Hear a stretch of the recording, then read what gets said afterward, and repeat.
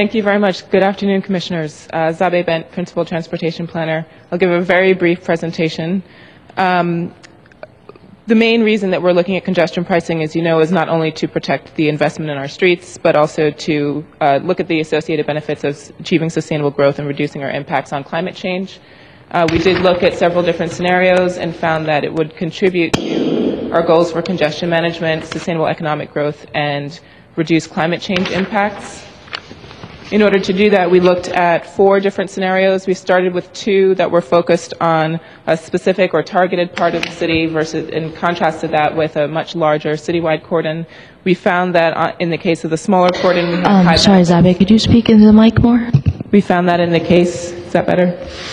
In the case of the targeted cordon, we had high benefits but also substantial impacts. In the case of the citywide or gateway cordon, we found low impacts but also low benefits. We then moved into refined scenarios, combining the 2 cordons with a double ring, and then also looking at an intermediate cordon called the northeast cordon. In looking at both of these, they were the most promising scenarios in that we were able to maximize benefits and minimize impacts more so than the initial scenarios, and conducted public outreach in December, earlier this month, at several different locations, and found that people more or less agreed that of the scenarios that we analyzed, these 2 were the most promising.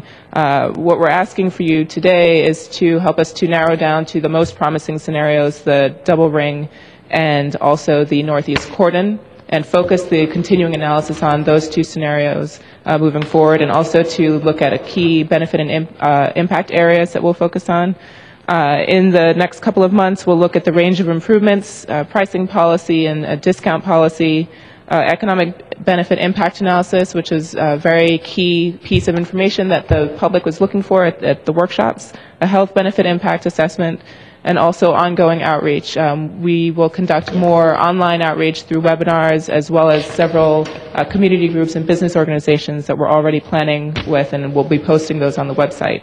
We'll then come back to the group, this body, in the spring for an action on final recommendations on the final report itself, as well as identifying potential next steps if there's a feasible scenario that's palatable for moving forward.